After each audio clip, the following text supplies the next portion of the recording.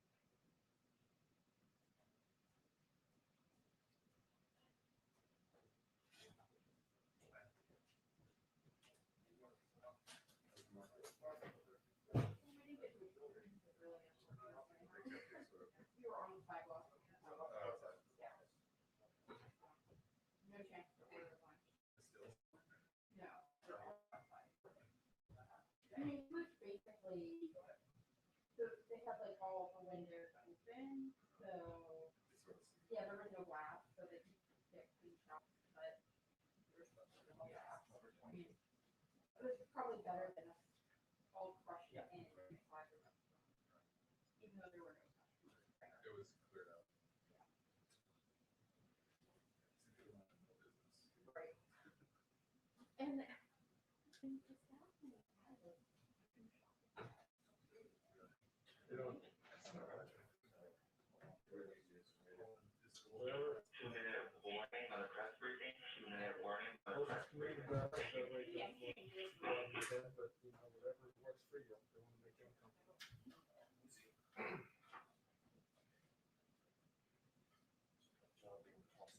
This is my first briefing in the administration. Right. Welcome to 46.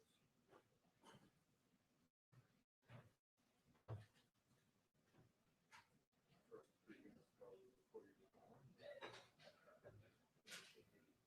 Probably 1984. Going away. He went through the briefing, so Larry speaks. What's up, Andy? Hi, friend. How are you? Just movie. Pretty cool, you know, where,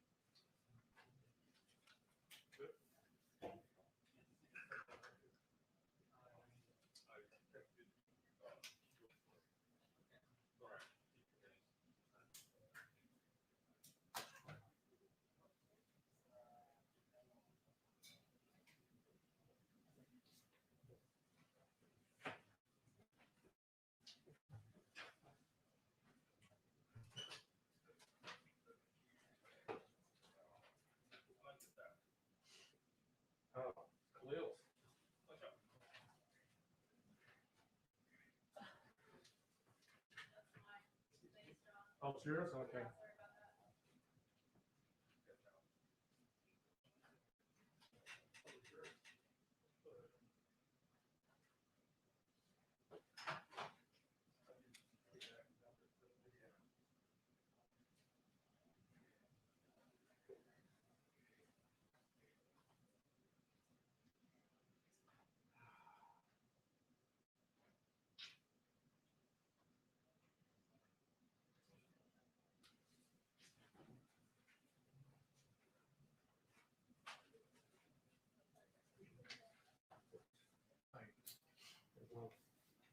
Hi, everyone. Hi, good afternoon. Good afternoon. Okay, we have another special guest joining us today, Secretary of Agriculture Tom Vilsack. As you all know, this is Secretary Vilsack's second turn at the Department of Agriculture, which he led in the Obama-Biden administration from 2009 through 2017, making him the longest-serving member of President Obama's cabinet. In those years, Secretary Vilsack fought to put Americans back to work by investing in rural infrastructure, renewable energy, and large-scale conservation partnerships. Under his leadership, USDA introduced healthier food choices in school meals to benefit 50 million children and expanded free and reduced price lunches for millions of kids. Prior to his appointment, or nomination and confirmation, I should say, Secretary Vilsack served 2 terms as governor of Iowa in the Iowa State Senate and as the mayor of Mount Pleasant, Iowa. With that, I will turn it over to the secretary, who will take a few questions once he concludes his remarks.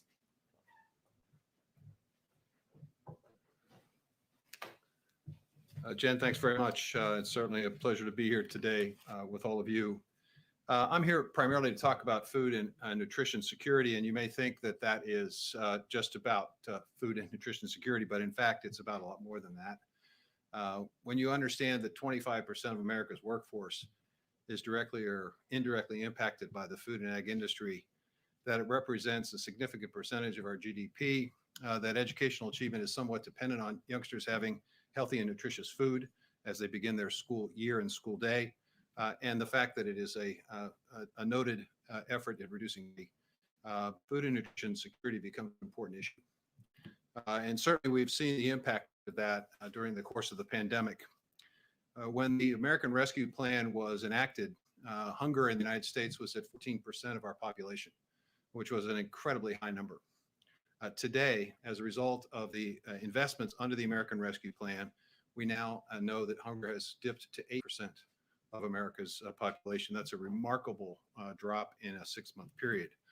It is a result of extending SNAP, as we did in the American Rescue Plan, creating a summer EBT program that will institute opportunities for nearly 30 million children to have access to nutrition during the summer months, increasing our commitment to WIC, and basically making a down payment, if you will, on hunger reduction.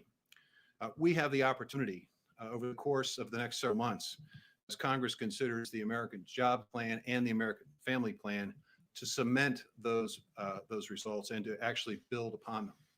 There are 3 key investments for nutrition and food security in the American Families Plan. First, we're going to make permanent this incredible and historic effort to feed kids during the summer months. There are, as I said, nearly 30 million American children who are in free and reduced lunch status in schools. At the end of the school year, there is no program other than a summer feeding program, which impacted and affected several million of those 30 million children. Now we have the opportunity to provide each one of these families with a card that looks like this. This is the summer EBT card that's available. It allows parents the opportunity to go to the grocery store as they do with their SNAP card and be able to purchase additional fruits and vegetables and other wholesome food for their children, ensuring that 30 million kids will have the opportunity to have nutrition during the summer, which means that they'll be better prepared to begin school ready to learn in the fall.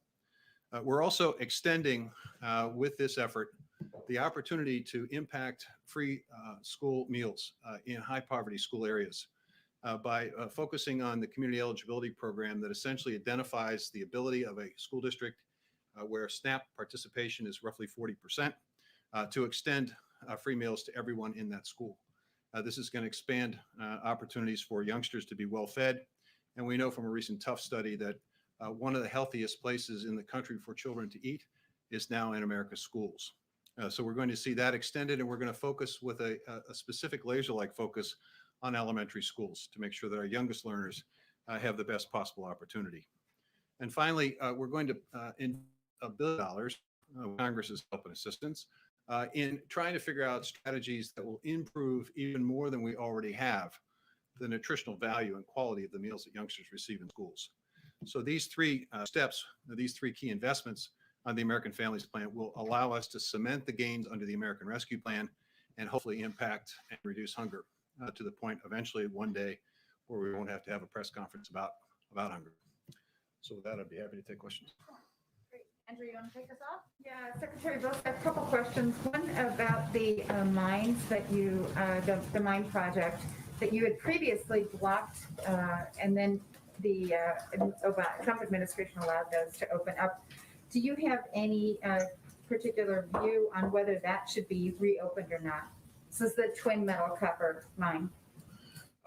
There's always a very difficult balance to strike in any of these questions. And certainly in this particular one, you're balancing a pristine, incredibly important and valuable natural site, the boundary waters of the Mississippi, tremendously unique area. It's one that the late Walter Mondale felt very strongly about. And I know that from a personal experience with the former vice president. He called me repeatedly on this issue. So you've got that on one hand. On the other hand, you obviously have jobs and economic opportunity. And I think the challenge is to try to see if you can strike a balance. And that's what we attempted to do in the previous administration. And I don't see any reason why we should change that calculation. Trying to find the balance between preserving a pristine area and at the same time looking for ways in which job growth, economic growth can take place in rural areas. And that's what we're going to attempt to do. There are no final decisions being made on this. This is obviously something we also have to do in conjunction with the Department of Interior. They have a this issue as well. Alex, I just want to get to a bunch of people and he has limited time. So go ahead, Alex. Sure. One way of increasing SNAP benefits is by reforming the Thrifty Food Plan. And I know that that is under review right now. Can you talk a little bit about what that review entails and when we should expect results and how the reforms would be implemented if the program is reviewed? It's a complicated question and one that hasn't been reviewed in detail for quite some time. And we expect and anticipate during the course of the summer months that we will complete our review and then have an opportunity perhaps to have a conversation about this in the fall. And this will be appropriately timed because, as you know, the American Rescue Plan called for an extension of the increase in SNAP over the course of the summer months until the end of September. So it's timely for us to look at this. I'd simply say that the principles that we're operating under in this area are, number one, the benefit has to be meaningful to American families. With the American Rescue Plan, we saw an additional $100 a month for a family of four being added to the groceries, to their grocery purchases. It also impacts jobs, as I said before. That SNAP benefit increased and supported tens of thousands of jobs in grocery stores and across the food chain. It also has to be conveniently available. It's one of the reasons why, again, the American Rescue Plan has provided opportunities for us to look at online purchasing, make it more convenient. It has to be operated with integrity, obviously. And it has to be, we have to look for ways in which we can incent and encourage those dollars to be used in the best way possible to provide the most nutritious benefit to American families.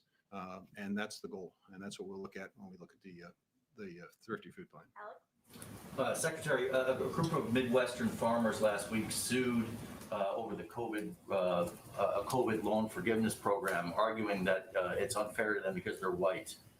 Your reaction to that lawsuit, and do you stand by the program's structure? It's a great question. I appreciate it. I think I have to take you back 20, 30 years when we know for a fact that socially disadvantaged producers were discriminated against by the United States Department of Agriculture. We know this. We have reimbursed people in the past for those acts of discrimination, but we've never absolutely dealt with the cumulative effect. And by cumulative effect, I mean this. When I have the full advantage of all the USDA programs throughout the last 30 years, my operation could grow. I could invest in more land. I could get the latest and best technology. I could plant my crop at just the right time. I could make more money. If I had limited access or no access to USDA programs, obviously my operation significantly limited. So the American Rescue Plan's effort is to begin addressing the cumulative effect of that discrimination in terms of socially disadvantaged producers. Secondly, when you look at the COVID relief packages that had been passed and distributed by USDA prior to the American Rescue Plan, and you take a look at who disproportionately received the benefits of those COVID payments, it's pretty clear that white farmers did pretty well under that program because of the way it was structured. It's structured on size and structured on production. So I think there is a very legitimate reason for doing what we are doing. I think it has to be complemented with additional steps, which the American Rescue Plan provides, an equity commission to take a look at whether or not there are systemic barriers that need to be removed at the department, and also taking a look at how we might be able to create better technical assistance, better access to land, better access to markets for socially disadvantaged producers and for local and regional food production. So we're going to continue to proceed forward, and the litigation is going to be what it is, and we'll obviously have the Department of Justice and others do what they do. But in the meantime, the U.S. Department of Agriculture is going to move forward with that effort. Thank you, Secretary Vilsack. You've just outlined the plans for the ARP funds through the fall to deal with some of the issues around hunger. How long do you anticipate those funds will last, particularly given that next year's school year will be unique, coming off of a year where most schools have been closed for the better part of the year? And will you need more funds from Congress to address this? Well, I think that's one of the reasons why the President proposed the American Families Plan as a continuation and as allowing us to basically cement and make more permanent the gains that we've seen from the American Rescue Plan. In the meantime, we have worked with schools, understanding they're faced with a lot of uncertainty about the upcoming school year. And so we have already decided that we have available resources to be able to provide for universal free lunch for schools throughout the 21-22 school year. And that will extend, I think, until the end of June 2022. With the passage of the American Families Plan, we would then have the summer EBT program to provide additional support and help. And that would give us, I think, enough lead time for school districts to be able to adjust back to what the new normal will be. In the meantime, we'll be looking at hopefully the use of the pilot under the American Families Plan to see if there are ways in which we can incent additional nutritional value for those meals. And we'll be using, hopefully with the passage of the American Families Plan, a more targeted effort in high poverty schools, elementary schools, to expand universal free meals. Okay, that's the last one. On this idea of a carbon bank, since you've been on the job, what is the feedback that you've gotten from farmers? And is this something that you think needs congressional approval? You know, I was at a meeting yesterday with the Environmental Protection Agency administrator, Michael Regan. He did a terrific job. We had probably 25 farmers. I was very pleased with the level of support and interest that the farm community has for ways in which they can be engaged in this effort to reduce emissions and to be engaged in this climate effort. We had multiple questions about this in terms of how can we do this? Not we're against it or we are opposed to it or we don't think it should happen. It was, how can we do this? How can we be part of this? Because farmers understand something very, very fundamental about this. This is the opportunity of a lifetime for us to create additional revenue opportunities for farmers. Now, why is that important? Because today, 89.6% of American farms, the majority of income does not come from the farm for those farm families. That means they have to have an off-farm income. So it's the Department of Agriculture's job to find more, better, and new markets. Climate provides that opportunity. Whether it's a fund, whether it's conservation resources, whether it's investments in technology that will allow them to capture methane and reuse it, or whether it's creating new opportunities for bioprocessing and new jobs in rural places, all of that has to be done. And I think the USDA has enormous capacity, an enormous set of tools that can be used to provide the resources to work with the farm community to embrace this future. And I think they are in agreement with President Biden when he says the net goal here is net zero emissions by 2050. I think that's doable. And I think in doing it, I think we'll improve income opportunities for farmers. We'll certainly do right by the environment. And I think we'll also have healthier and better soil and cleaner water. Would it need congressional approval, a carbon bank? Well, it needs congressional approval in the sense that you have resources in all of these programs that require funding. We have a lot of flexibility already at USDA, and we're going to be utilizing that flexibility in a way that creates more new and better markets. And I think farmers are going to find that to be they're going to be very agreeable with that. Thank you, Thank you. Secretary Vilsack. Thank you. And as always, if you all have follow-up questions, we are happy to connect you with this team following the briefing. Thank you, and we'll love to have you back.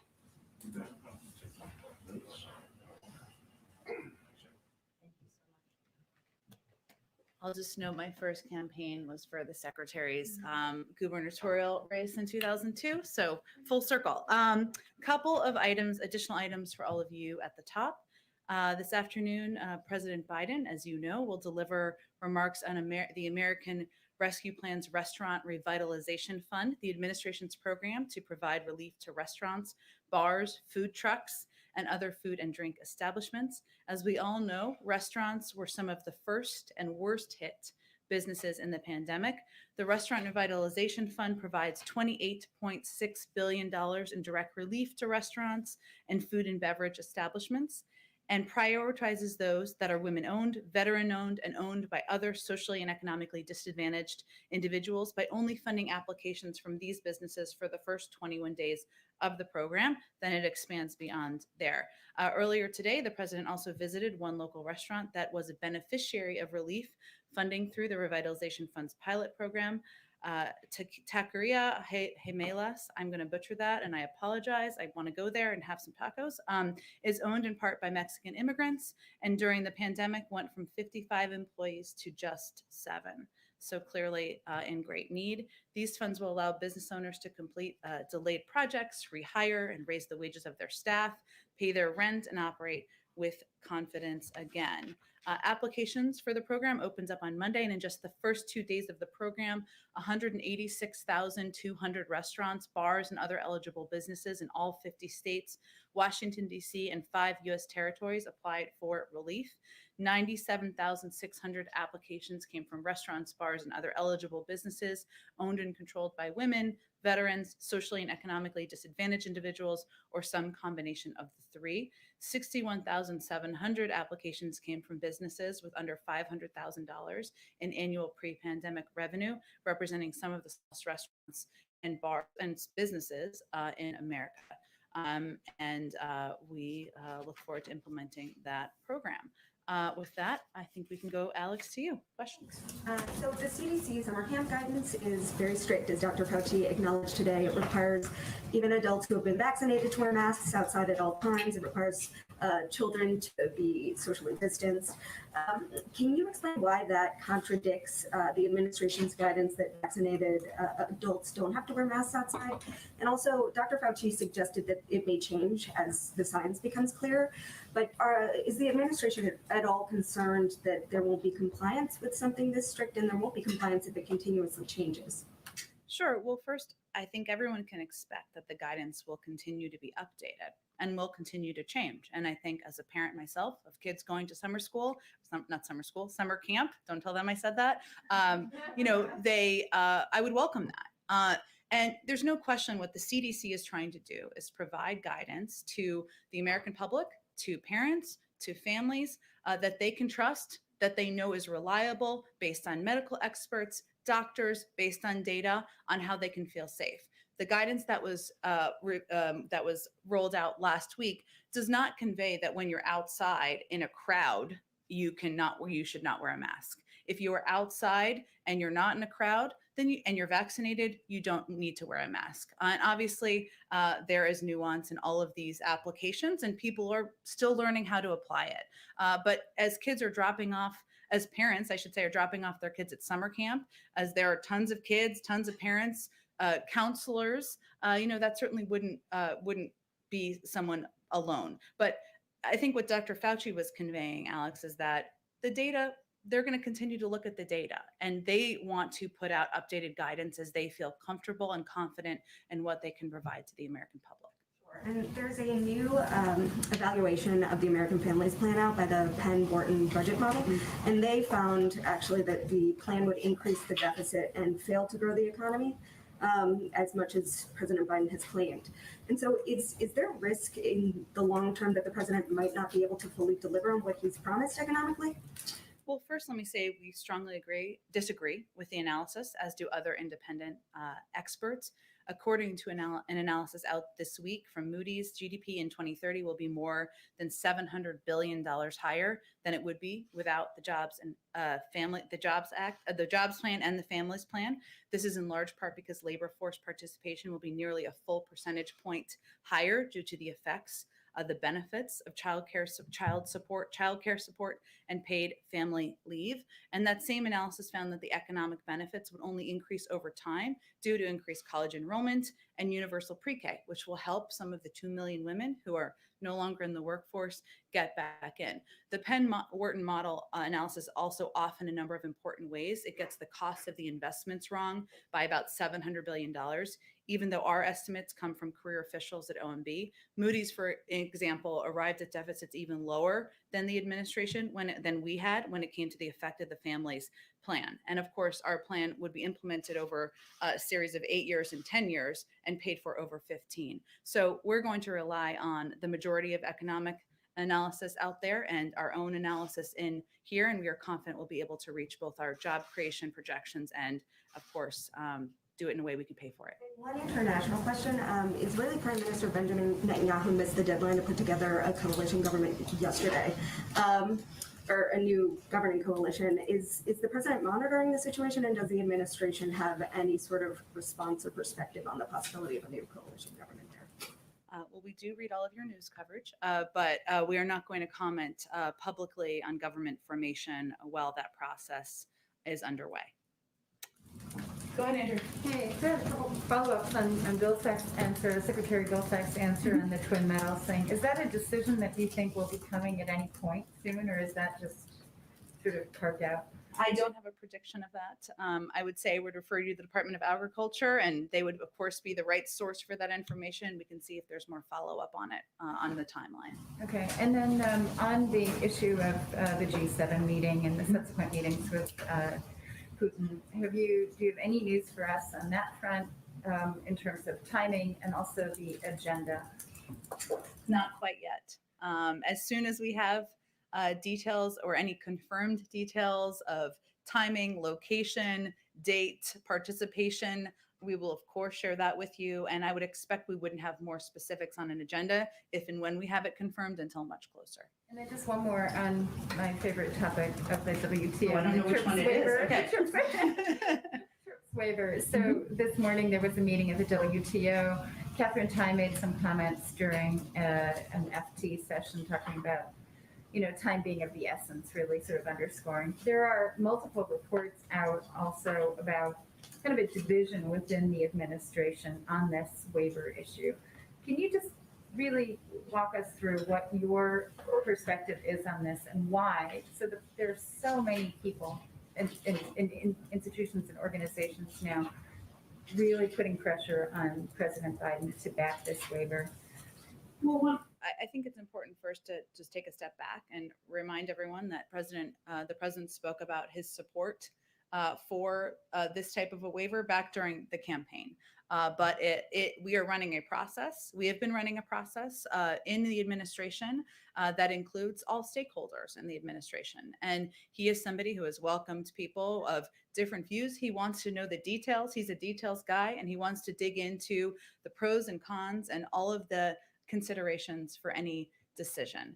As we look at this decision, what we're really talking about, I know you know this, Andrea, but for others, we're really talking about the U.S. position as it relates to the WTO process, right?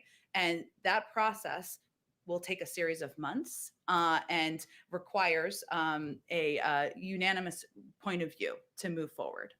So what the consideration now is the U.S. position. Our objective overall, as we look at this decision, is how can we provide as much supply in the most cost-effective way to the global community? And clearly there are steps we've announced. We're in the process of taking, providing 60 million doses to the global community once we have that available, that AstraZeneca doses. Earlier this week, Pfizer announced they'll also be sending doses or manufacturing doses for the global community. And we're going to continue to work with our partners. I expect we'll have more now that the WTO meetings are underway. We'll have more to say very soon on this. Are you concerned about setting a precedent that could be, so even if India and South Africa narrow their proposal, which is apparently something that's going on, and maybe you could ask, you could confirm that that is your understanding. Even if that proposal is narrowed, are you concerned that you're going to be setting a precedent that could harm U.S. companies in the future? Which is what, we hear from U.S. industry. Well, clearly, as these decisions are weighed, we take intellectual property incredibly seriously. And we also, though, are in the midst of a historic global pandemic, which requires a range of creative solutions. And we're looking at it through that prism. I'm sorry, Jen, I just want to be very clear. It sounds like you're pushing us or leaning toward some kind of a waiver of some kind. I'm not trying to give you an indication. That obviously would be an announcement or a decision that would be recommended by the USTR, and a decision I would expect that would be made by the USTR. But what I'm trying to give you an understanding of, which I think was your question, is what the considerations are in the thinking and decision. I think a decision will be made soon. Go ahead. I have questions on a couple of different topics. The first is on the debt limit. Is the White House concerned about being able to avoid a government shutdown and raising the debt limit, considering the Treasury is unsure how long it can use the extraordinary measures it has? And what's the White House's strategy for pressuring Congress to agree to raise or suspend the debt limit, or are you leaving that to Treasury to figure out? Well, first, I will say that on the issue at hand, raising or suspending the debt ceiling does not authorize new spending. Sometimes I'm not saying you're confused about that. Some people sometimes are. It merely allows Treasury to meet obligations that Congress has already approved. So certainly they would be in the lead, as they have historically been in most administrations, on making that case. We expect Congress to act in a timely manner to raise or suspend the debt ceiling, as they did 3 times on a broad bipartisan basis during the last administration, including the same year that the former president signed into law tax cuts that added $2 trillion to the deficit. So we certainly expect they will move forward, that this is something that has been done in a bipartisan basis. Democrats and Republicans have called for it in the past, and that's what we'll be advocating for. Senate Minority Leader Mitch McConnell said this morning, when asked about kind of the issues within his own party, that, quote, 100% of my focus is on stopping this new administration. And he touted kind of the unity within his caucus, from Susan Collins to Ted Cruz. Are you concerned that it will be difficult to work with Republicans when you have these kinds of statements coming from their leader? Well, I guess the contrast for people to consider is 100% of our focus is on delivering relief to the American people, on getting the pandemic under control and putting people back to work. And we welcome support, engagement, and work with the Republicans on that. And the president has extended an open arm to that. The door to the Oval Office is open. He's invited Senator Capito to bring a group of her choosing to the White House next week. And we think there is opportunity for agreement to deliver on relief to the American people. One quick question. A judge this morning struck down the CDC's national moratorium on eviction. Do you have a response to that and the administration's plans to appeal potentially? Yes, I do. We understand that this just happened, as you alluded to this morning. We understand the Department of Justice is reviewing the court's decision and should have more to say later today. We also recognize, of course, the importance of the eviction moratorium for Americans who have fallen behind on rent during the pandemic. A recent study estimates that there were 1.55 million fewer evictions filed during 2020 than would be expected due to the eviction moratorium. So it's clearly has had a huge benefit, but we would expect that a response and any, of course, decision about additional action would come from DOJ, and you may hear more from them today. Go ahead, Christine. Thanks, Jen. Facebook has decided to keep former President Trump off of its platform for now. Senator Ted Cruz tweeted the following: for every liberal celebrating Trump's social media ban, if the big tech oligarchs can muzzle the former president, what's to stop them from silencing you? What do you make of that comment? Does he have a point? Well, let me first say that this is an independent board's decision, and we're not going to have any comment on the future of the former president's social media platform. That's a decision that it sounds like the independent board punted back to Facebook to make in the next 6 months, as I know you all have reported. The president's view is that the major platforms have a responsibility related to the health and safety of all Americans to stop amplifying untrustworthy content, disinformation, and misinformation, especially related to COVID-19, vaccinations, and elections. And we've seen that over the past several months, broadly speaking. I'm not placing any blame on any individual or group. We've seen it from a number of sources. He also supports better privacy protection and a robust antitrust program. So his view that there's more that needs to be done to ensure that this type of misinformation, disinformation, damaging, sometimes life-threatening information is not going out to the American public. You're saying more that needs to be done. Are there any concerns, though, about First Amendment rights? And where does the White House draw the line on that? Well, look, we are, of course, a believer in First Amendment rights. I think what the decisions are that the social media platforms need to make is how they address the disinformation, misinformation, especially related to life-threatening issues like COVID-19 and vaccinations that continue to proliferate on their platforms. I want to ask you also, Jen, about police reform. President Biden said he wanted it done by the first anniversary of George Floyd's death, May 25th. Is he confident that Congress can meet that benchmark? Where do those negotiations stand?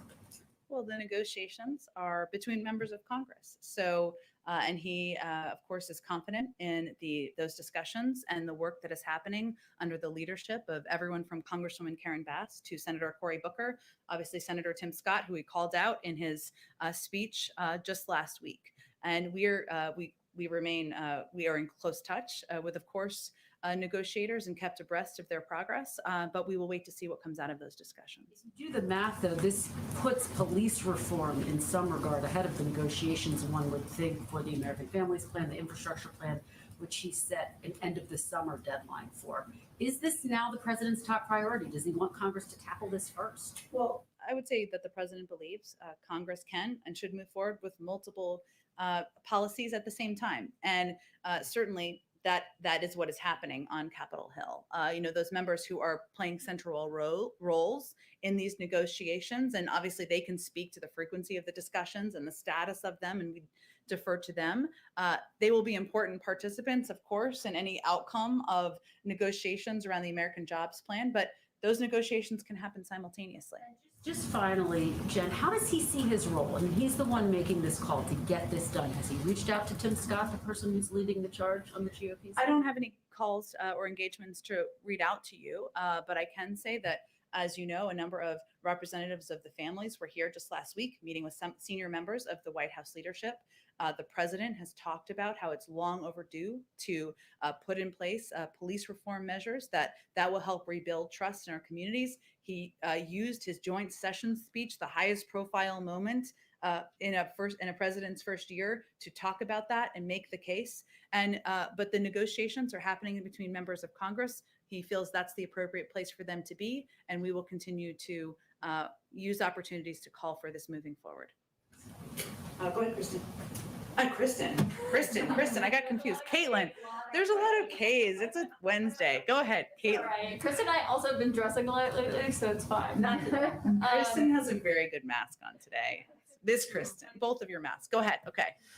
My question is on these restaurant funds. Yes. When will they start being awarded, and does the president envision having to ask Congress for more money for this? Well, on the second piece, the first awards as part of the pilot program will be funded Friday.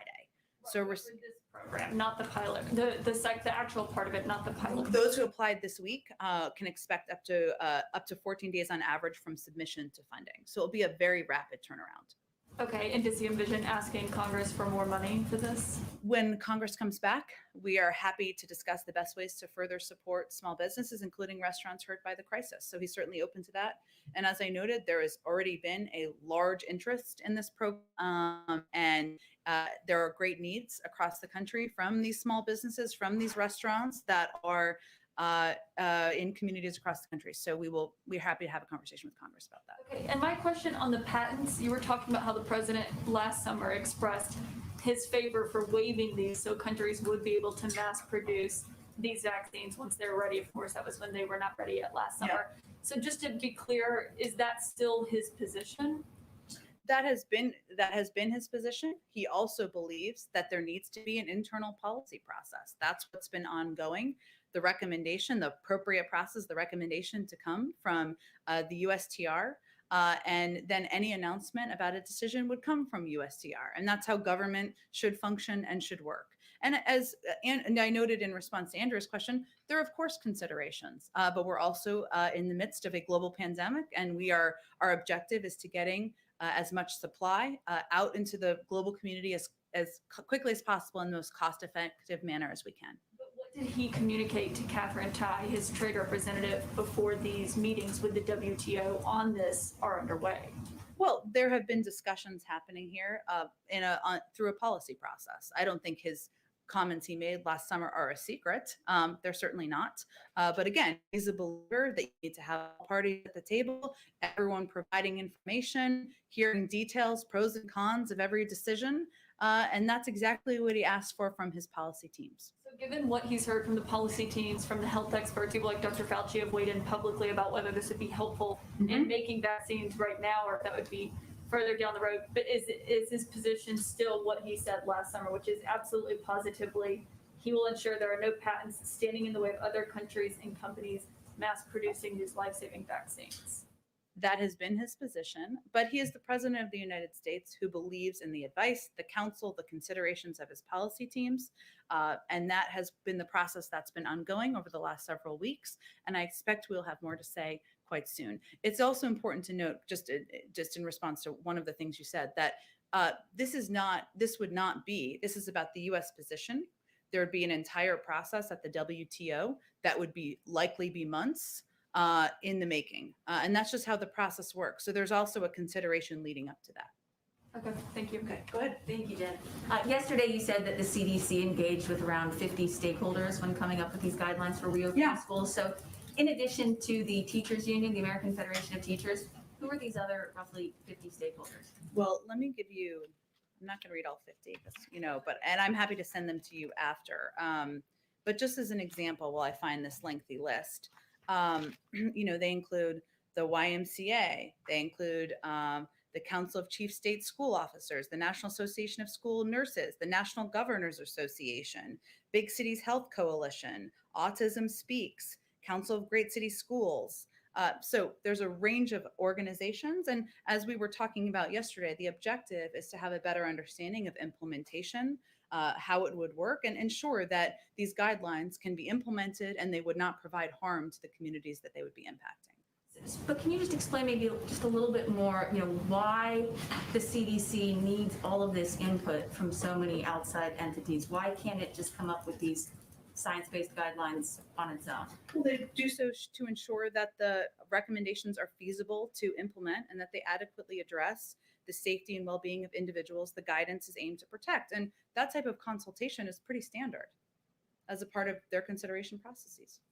One other topic. Sure. Right now, there is a huge Chinese rocket in outer space that's going to be crashing down to Earth, likely on Saturday, and nobody knows exactly where. It'll likely be in an ocean, but it could, or pieces of it could, come down over a populated area. And this isn't the first time that China has knowingly allowed something like this to happen. So does the White House condemn this kind of repeated reckless behavior from China's space program? Well, let me first say that U.S. Space Command is aware of and tracking the location of the Chinese Long March 5B in space. And obviously the Space Command would have more specifics on that tracking and additional details. The United States is committed to addressing the risks of growing congestion due to space debris and growing activity in space. And we want to work with the international community to promote leadership and responsible space behaviors. It's in the shared interests of all nations to act responsibly in space to ensure the safety, stability, security, and long-term sustainability of outer space activities. So cooperation is a hallmark of our approach. We're going to work with our international partners on that, and certainly addressing this is something we'll do through those channels. And just a quick follow-up. If this rocket does cause some serious damages here on Earth, would the White House enforce China paying some sort of compensation as required by the UN Space Liability Convention? Well, again, I think we'd of course refer to the advice and guidance from U.S. Space Command and Department of Defense and others, but we're not at this point. We are certainly tracking its location through U.S. Space Command, and hopefully that's not the outcome that we are working through. Okay, go ahead, Eli. Thanks, Jen. Just interested if you have any response to some of the moves made this week by a few Republican governors to get rid of, protections that were in place for people, public benefits, also public health restrictions, basically sending the message that the pandemic is over and sort of criticizing Washington, the CDC, the bureaucrats, as Ron DeSantis put it, for telling people they still need to wear masks indoors, those sorts of things, saying that the vaccines have worked.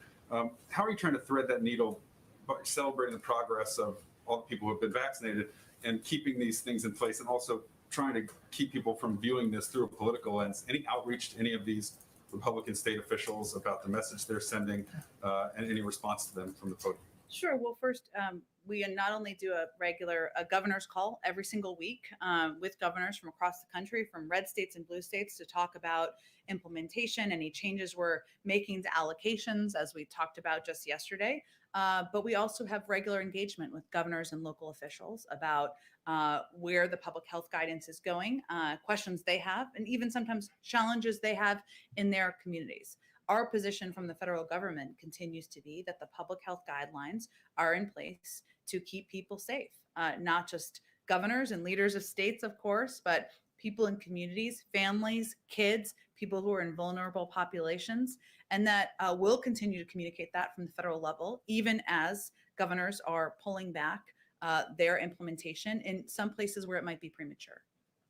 The president yesterday was talking about transitioning from the mass vaccination centers largely in urban and suburban areas and trying to really be more deliberate, proactive about getting the vaccine to people in outlying areas, rural areas. Is there any concern about having enough vaccinators to reach people in those areas? Will this mostly be run through local pharmacies, or is there going to be a similar effort to authorize different people in sort of medical fields to be able to administer vaccines? Well, we did take that step some time ago to expand the type of individuals who are qualified to be vaccinators, because early on we recognized that it wasn't just about supply, it was also about locations. And obviously, as you alluded to, we've made some changes and adjustments, but also about vaccinators and ensuring that a larger group of individuals, dentists, veterinarians, others, could also be eligible to do the vaccine and get it into people's arms, because we want to ensure that in a range of communities across the country, there's a range of options for people who can do exactly that. So that's not a concern that we are tracking at this point in time, a lack of, because we did a lot of work preparing for those needs. And I would say that, there were some mass vaccination sites we opened even last week. But what we announced yesterday is a kind of a phased approach based on the phase we're in at this point in time, which is that we are recognizing the daily numbers will go down a bit because we're at such a high percentage rate relative to where people thought we were at this point in the pandemic. And we know it will be harder and harder to reach people and meet people where they are. Hence the increase, as you suggested, in walk-in hours, or the announcement of walk-in hours on mobile units, on partnerships with primary care physicians and doctors to make it even easier and more accessible for people to get the vaccine. Just one more on tomorrow on the trip to Louisiana. So far, the president has mostly traveled to states that are, competitive swing states. Louisiana is obviously a red state, but has been impacted by COVID. Except for Texas and Ohio. Well, okay. But I mean, there's been a lot of travel to some of these states. Can you just talk a little bit about the takeaway that people should have when they see the president showing up, in deep red Louisiana tomorrow, and the issues that he wants to draw attention to? Sure. Well, first, the president, when he was elected, knew from day one he was going to govern for all Americans, and that was going to be his objective. And so even if it's for people who didn't vote for him, for states who didn't vote for him, his focus is on delivering for them. So tomorrow he'll make 2 stops in Louisiana. His focus will be on talking about the American Jobs Plan and how that plan, in a historic investment in infrastructure, rebuilding the type of bridges, roads in Louisiana that are long overdue to be upgraded, could help not only people's travel and commutes, but also create jobs in these communities. And it's not about just delivering for people who voted for him or people who have blue check marks next to their name because they're Democrats. And that's part of what this message should send, this visit should send.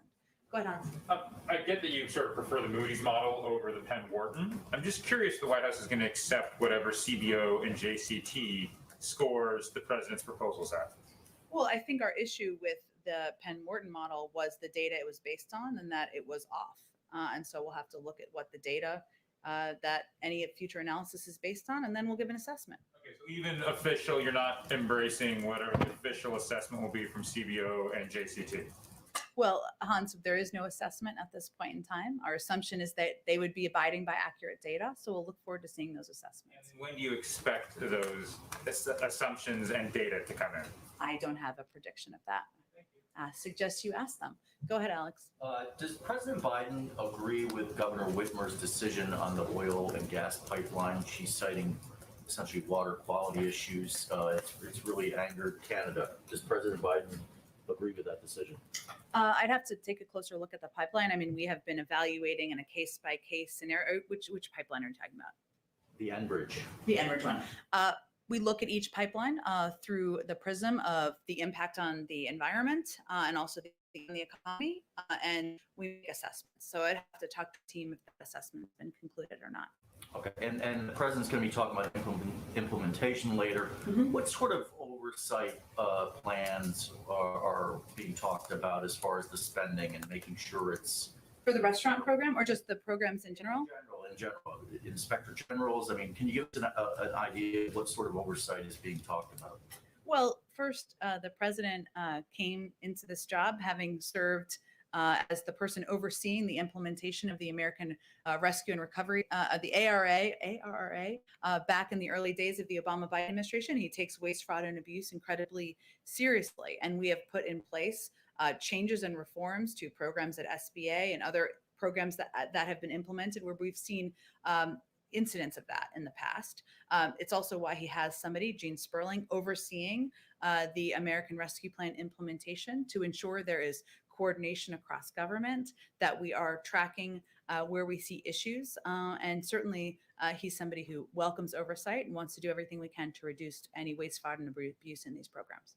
And just finally, I wonder if the president or anyone else in the administration with the Treasury Secretary yesterday, given some of her remarks that she then sought to clarify.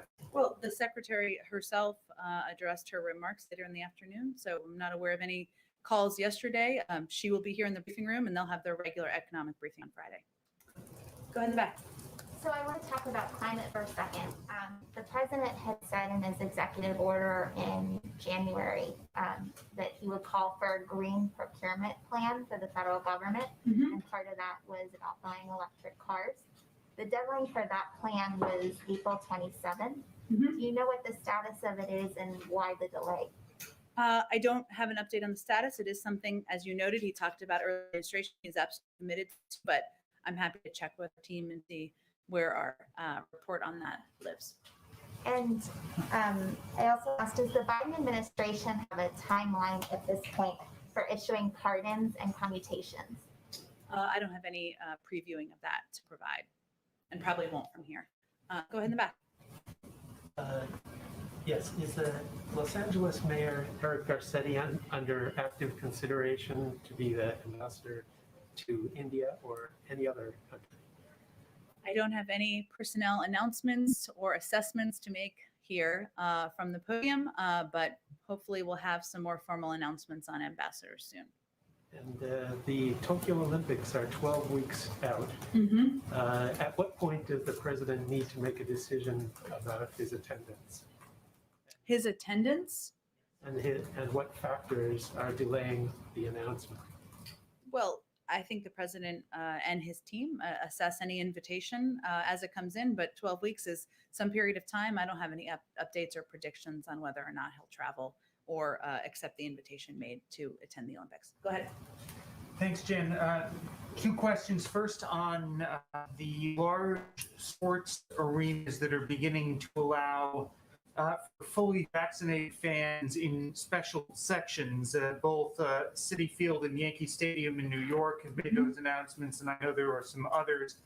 Does the administration think that that is a good approach for sports teams to take, and maybe other large event venues? And are there any concerns about equity when it comes to access to facilities, if particularly if they were built with some public money in some cases, I'm sure, when it comes to people who may not have been able to get vaccinated yet? Well, first, everyone in the country is eligible to be vaccinated, and certainly at this point in time. So we are, and we, as we've noted here, have taken a range of steps to ensure we are meeting people who are getting these vaccine doses out to communities around the country.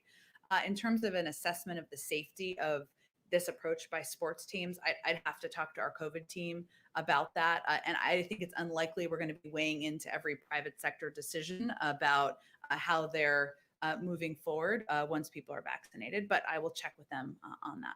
Okay, and then the other question, if I can follow up on the debt limit question just a little bit. Sure. Does the president have a position on whether or not the debt limit itself should exist at all, considering every couple of years we go through this question of what are the extraordinary measures and how much extra time do we have, and we know at the end of the day that it's going to have to get raised or else we're going to have some sort of economic calamity.